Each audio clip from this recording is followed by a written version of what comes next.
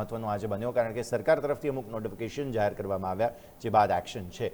શું એક્શન છે આ તમામ સેક્ટરની અંદર જાણી લઈએ મારા સહયોગી અજય ચાવડા પાસેથી.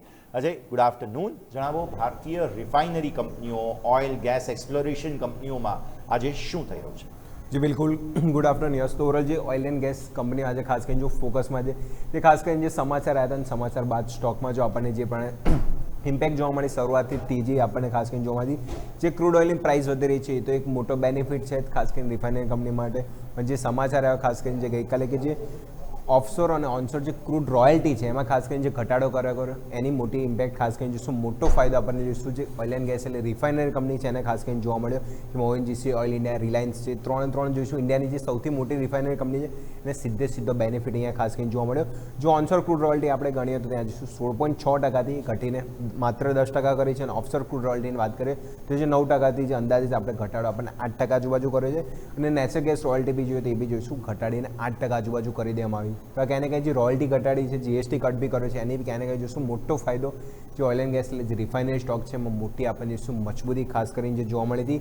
વેસ્ટ એશિયાના તાણોથી પણ જો ઓઇલ સપ્લાય પર જે ખાસ કરીને સંકટ હતા એમાં જોઈશું જે પ્રમાણે જે રિફાઇનરી કંપની છે અહીંયા જોઈશું એના માર્જિનમાં બી સારો સુધારો જોવા મળ્યો. કારણ કે જે પ્રમાણે જોઈશું સ્ટોક જે પ્રમાણે જોઈશું આઉટ પરફોર્મિંગ અહીંયા સ્ટોક કર્યા છે, કારણ કે ક્રૂડની પ્રાઇસમાં જો જે $70 હતા ત્યાંથી વધીને આપણે જોઈશું $100 2 મહિનામાં જે પણ ઉછાળો જોવા મળ્યો તે જે રિફાઇનરી કંપની છે એના માર્જિનમાં આપણને સૌથી મોટો ઉછાળો ખાસ કરીને જોવા મળ્યો.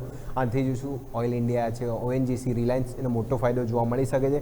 જેમાં ડોમેસ્ટિક અને ઓઇલ ગેસ પ્રોડક્શન પર હવે જોઈશું જે પીએમ મોદી નિવેદન આપ્યું છે, હવે જોઈશું કે પેટ્રોલ ડીઝલનો ઓછો ઉપયોગ કરો. એમાં જે ઘરેલું ડોમેસ્ટિક પ્લેયર છે એમાં જોઈશું ખાસ કરીને જે ભાર મૂક્યો છે જે ઓઇલ એન્ડ ગેસ પ્રોડક્શન પર એની સીધી ઇમ્પેક્ટ અહીંયા જોવા મળશે. અને બ્રોકરેજીસ પે ખાસ કરીને જોઈશું બધા સ્ટોક ઉપર ફિલહાલ પોઝિટિવ થઈ રહ્યા છે.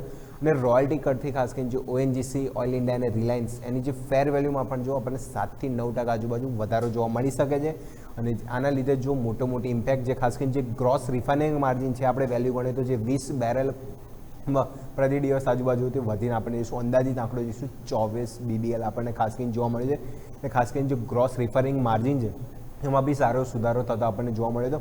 એની સીધી ઇમ્પેક્ટ છે આપણને જે બધી રિફાઇનરી કંપની જો ફૂલ તેજી મૂડ આજે આપણને જોઈશું ખાસ કરીને જોવા મળી હતી. ઓએનજીસી, રિલાયન્સ અને ખાસ કરીને ઓઇલ ઇન્ડિયા ત્રણ સ્ટોક જો આજે તેજીને બૂમ ખાસ કરીને આપણે જે રિફાઇનરી ઓવરઓલ જે સમાચાર આવ્યા રોયલ્ટી અને જીએસટી કટ એના લીધે સીધી ઇમ્પેક્ટ આ સ્ટોકમાં જોવા મળી હતી.